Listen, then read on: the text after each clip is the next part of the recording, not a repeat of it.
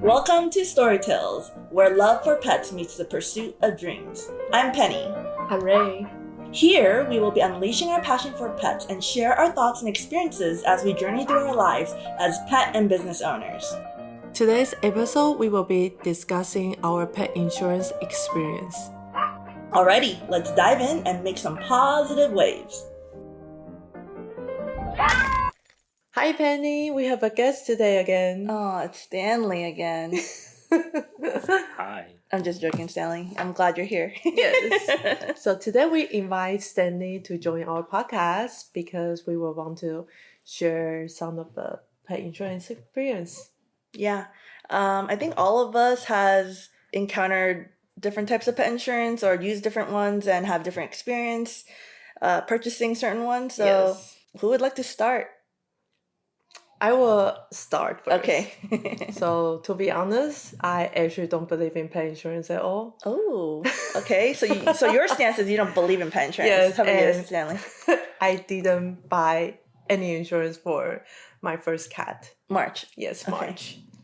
Because I think pet insurance are just a scam. They ask for a lot of, premiums, and when your cat, not your cat, your pet got sick, they don't really help you. So that's why I did not believe in pet insurance. Interesting.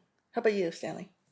I'm a converted insurance believer now. Oh, you're a converted insurance believer now. Okay, that's cool. He was on the same boat with me.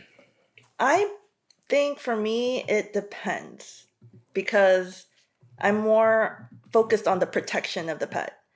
But I can see both sides where you two are coming from. Like, some people might think insurance is a scam, and some people might think, insurance is what you need to afford healthcare for your pet. So let's maybe dive into the scamming. I'm intrigued, Ray. I want to know more about why you think it's a scam. Okay, so the first time I encountered the pet insurance is when I found out March has a teeth problem. Like, I didn't know you have to do a teeth cleaning for your pet. And he was my first pet. So, of course, he was struggle with like toothache.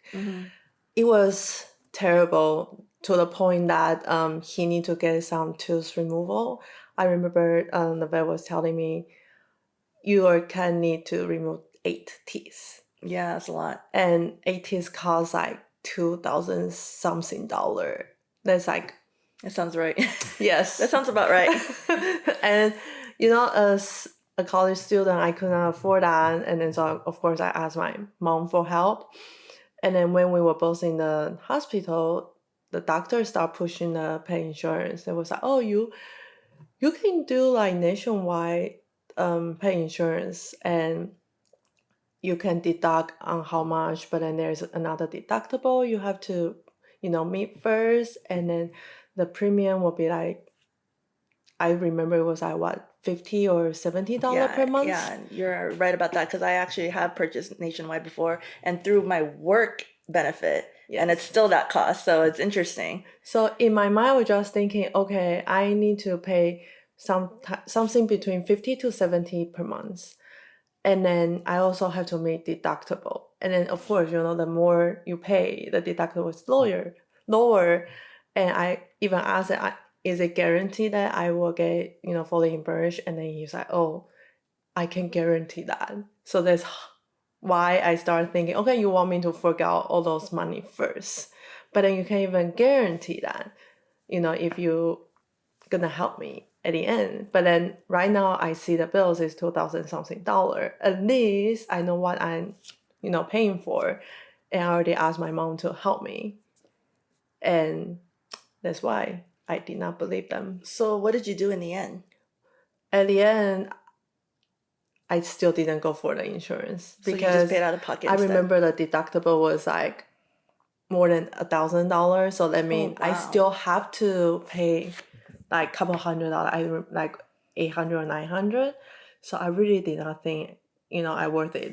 But then the reason I decided that is because I asked my doctor, like, okay, so if I did a tooth removal right now, and then after that, do I have to pay even more bills for his tools. He was like, no, you don't have to, because you already removed the tools.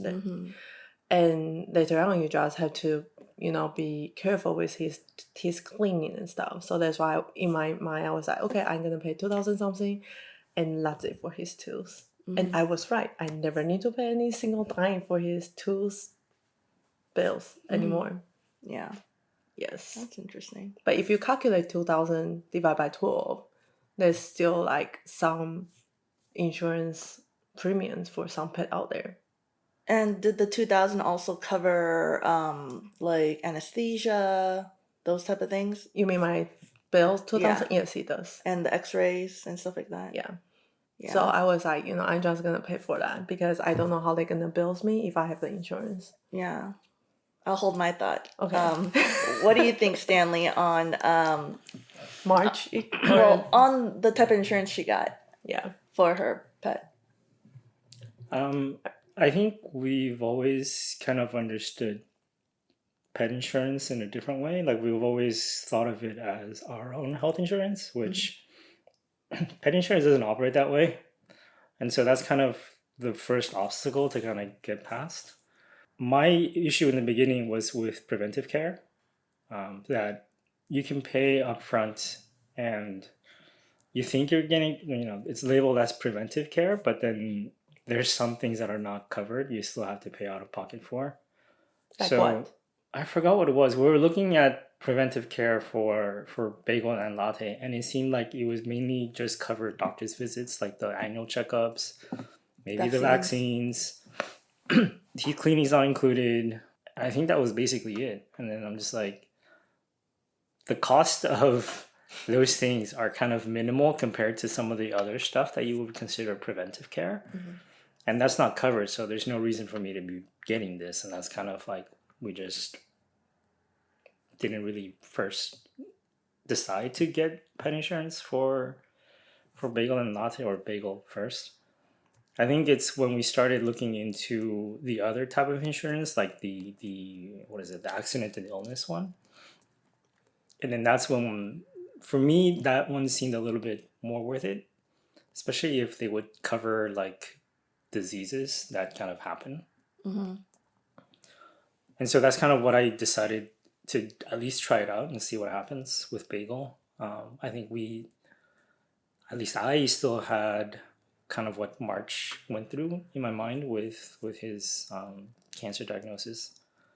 And so it just seemed like a lot of that would have been covered if we had insurance. And so I think rather than wait until, Bagel is much older and then the premium is going to be much higher, obviously, then I think we just decided to try it now and then see if we like it. And if we like it, we keep it, right? So, and I think that experiment kind of worked out for us because we had to file claims in the first year that we've had it. And so our insurance plan right now pays out 90% of all covered expenses. So That's really good. 90%. We're paying what, 300 or so? Less than 400 a month. I mean, not a month, but per year. I'm So- like, what insurance are you going buying? on? It's 400 per year, less than 400 Oh, per that's year. cheap. That's cheap.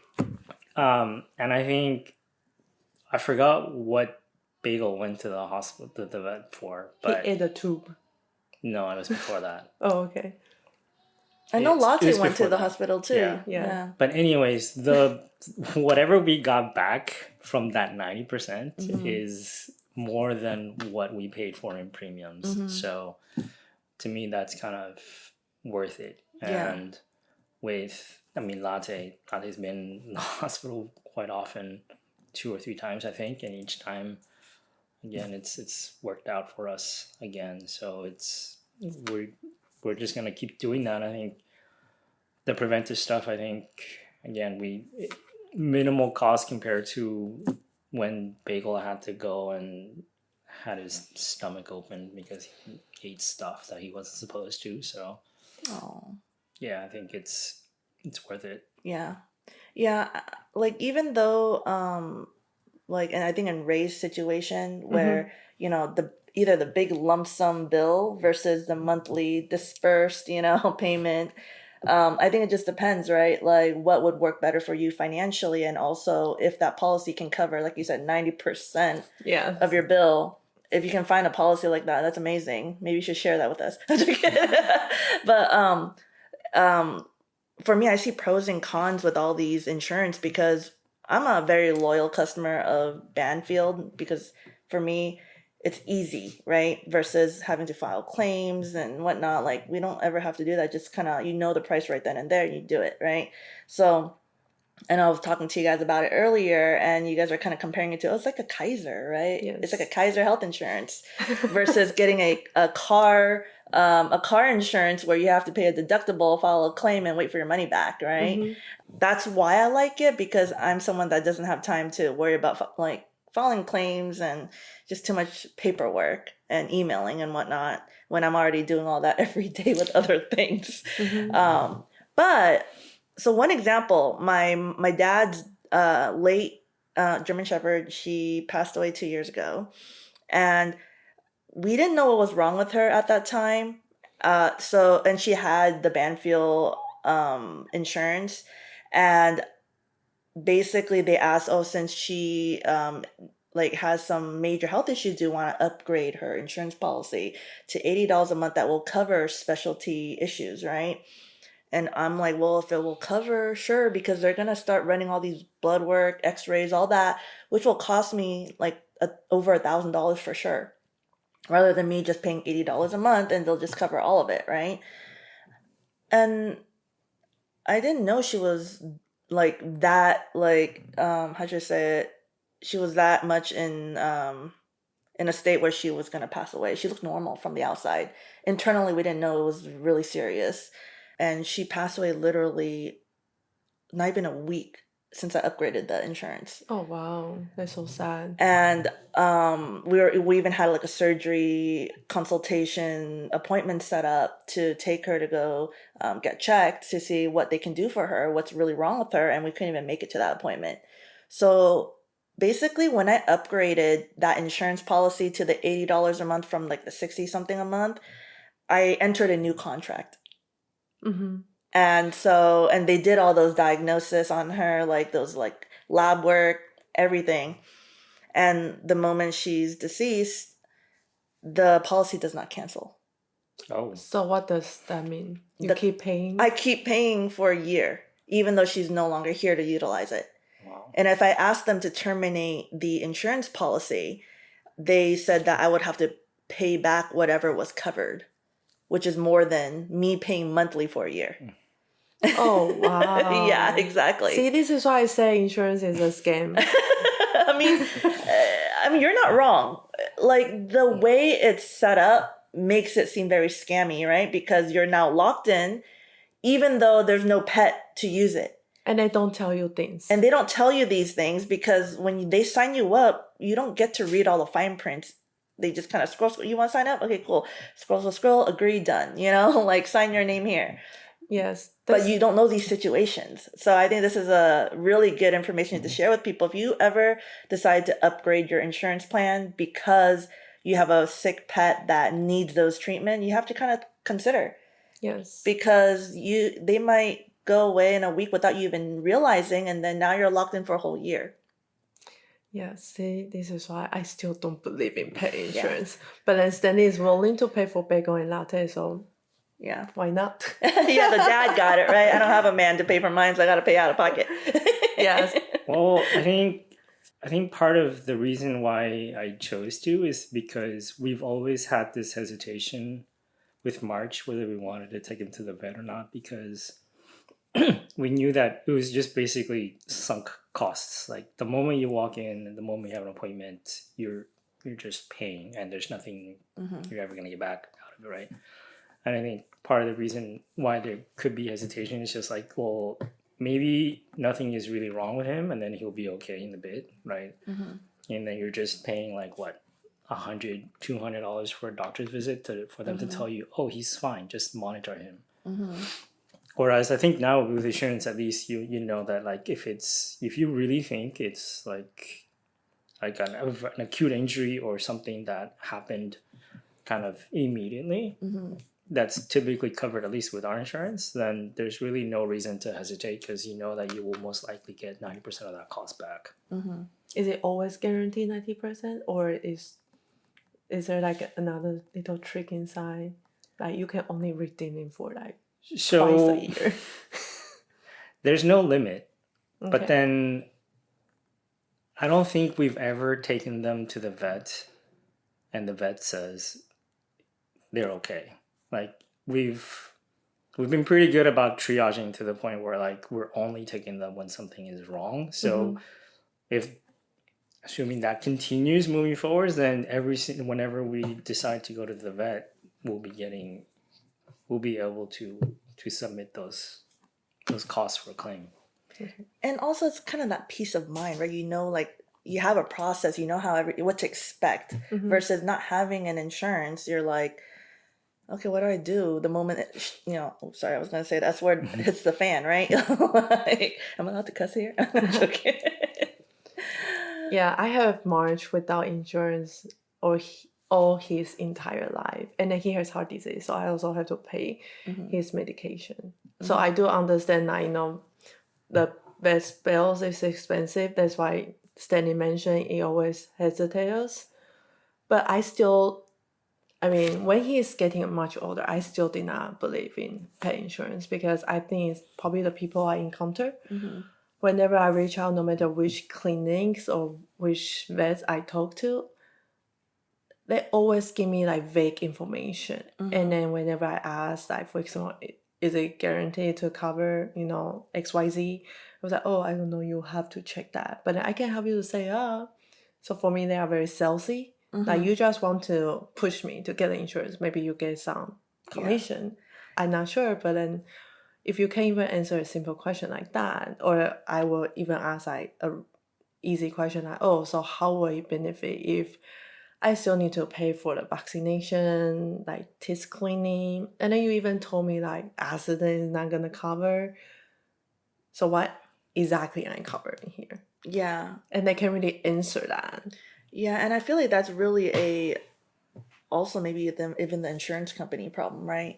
Like I used to have 2 insurances for my dogs because I for sure like the preventive because preventive has worked for me. Like Yuffie, she's 15 this year and she's as healthy as a horse, And she's still like a puppy. Yeah, she has good teeth. And she has like chronic illnesses and things like that she should have been gone by now, but because all the preventive treatment and advice and the types of food they recommend, it helps me help her maintain her health, prolong it as much as possible.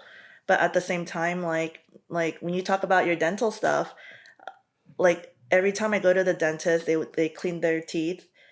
They're always gonna need 1, 2, 3, not 8 for my pets, but they're always gonna need some sort of extraction, right? Every time. And it's really optional if you want to do it. To be honest, like unless it's really, really like infecting the gums, technically you don't really have to remove it because it's gonna fall off on their own when they chew things. Like if you give them toys, if you give them food. And I've never had any terrible like infections for any of my dogs, even if I don't let them extract it. But I don't know about cats. Like unless they tell me, it's infecting her gums terribly, like then I'll say, okay, yeah, I'll pay for the extraction. But if it's just kind of it's wiggling, like it's showing cavities, it's wiggling, like you should remove it.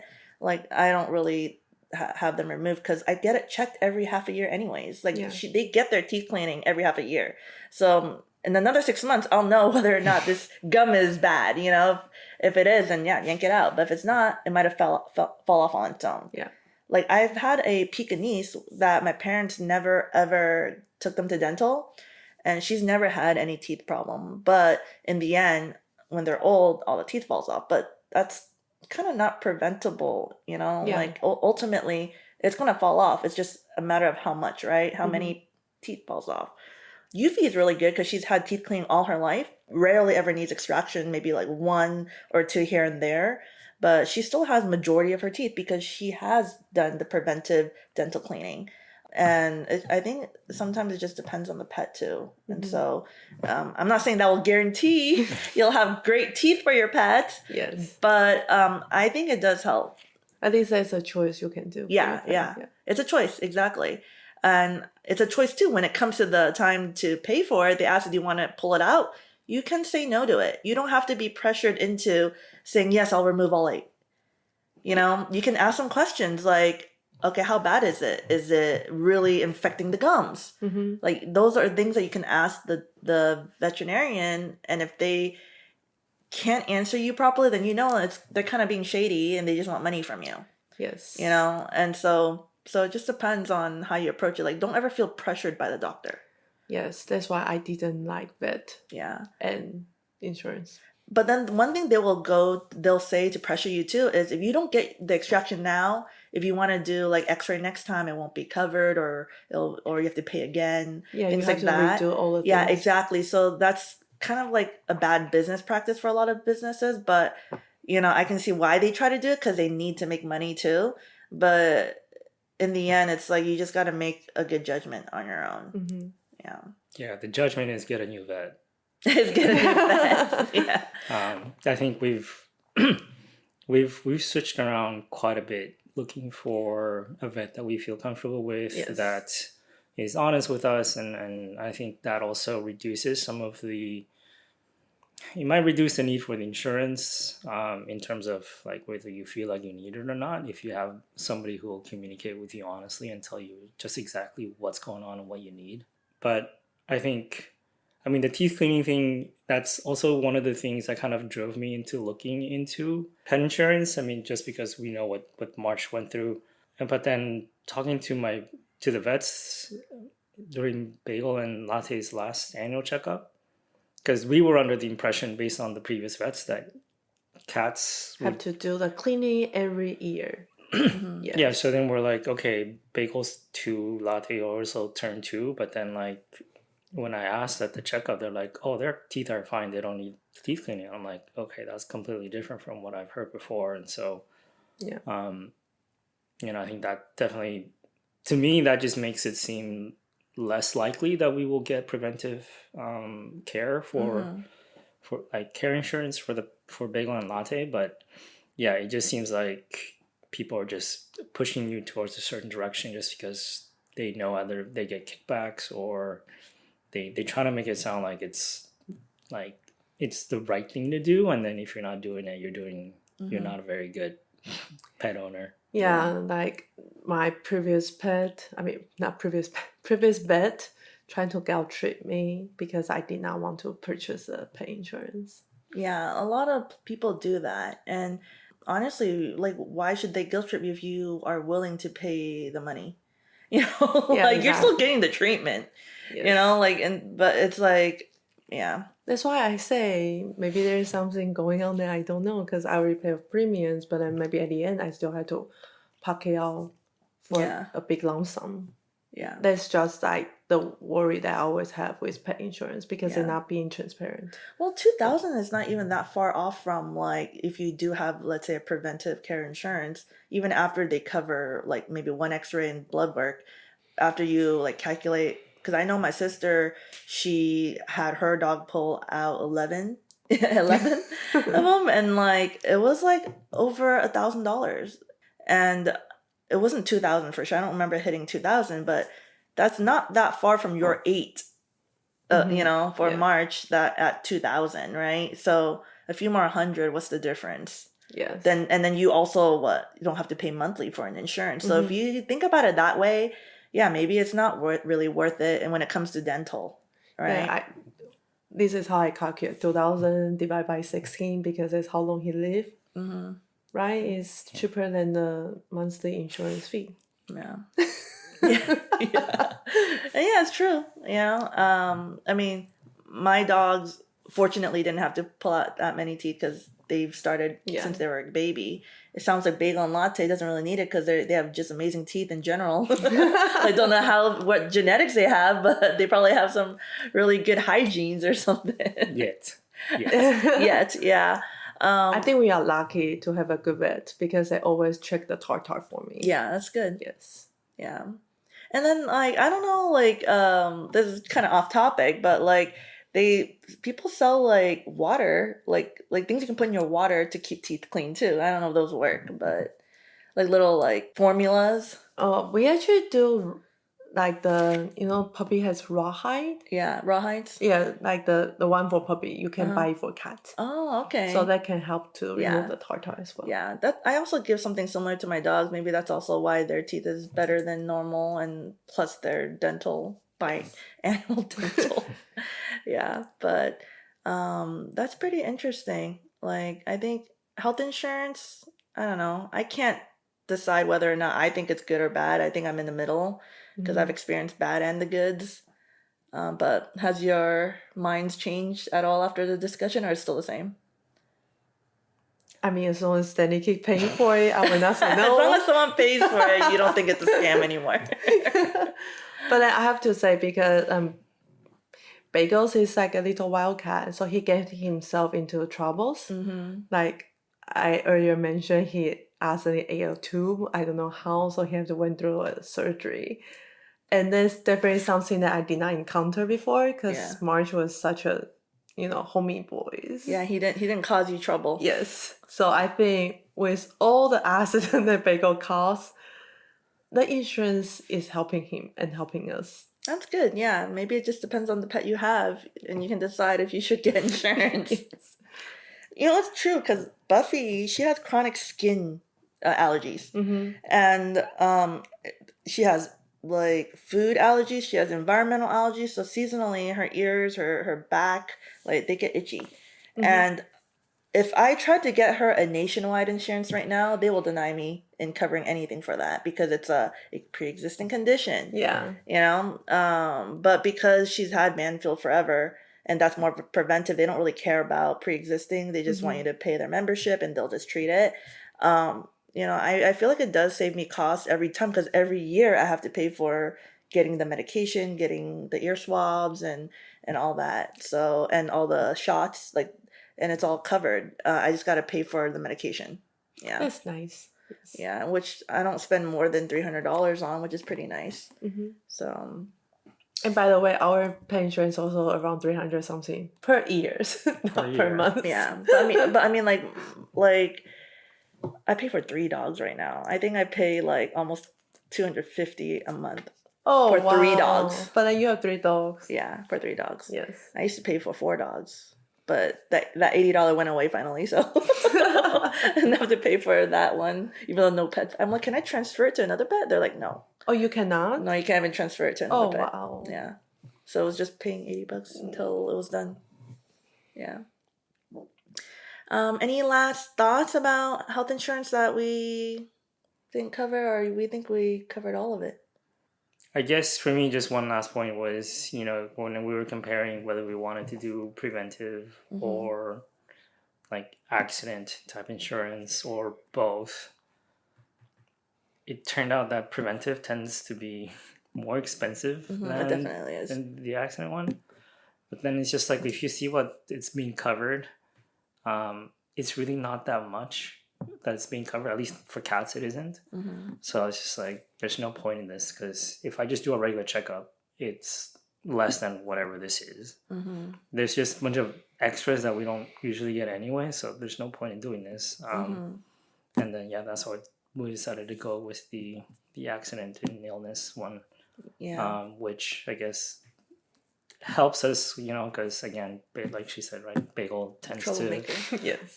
It's kind of wild child, but then Latte has a very sensitive stomach, so every single time he ends up in the vet because he ate something that he wasn't supposed to, or he just suddenly has another bout of indigestion, and then typically all of those get covered as well. So that makes sense. Like, troublemaking pets, and then also like difference between cat and dog.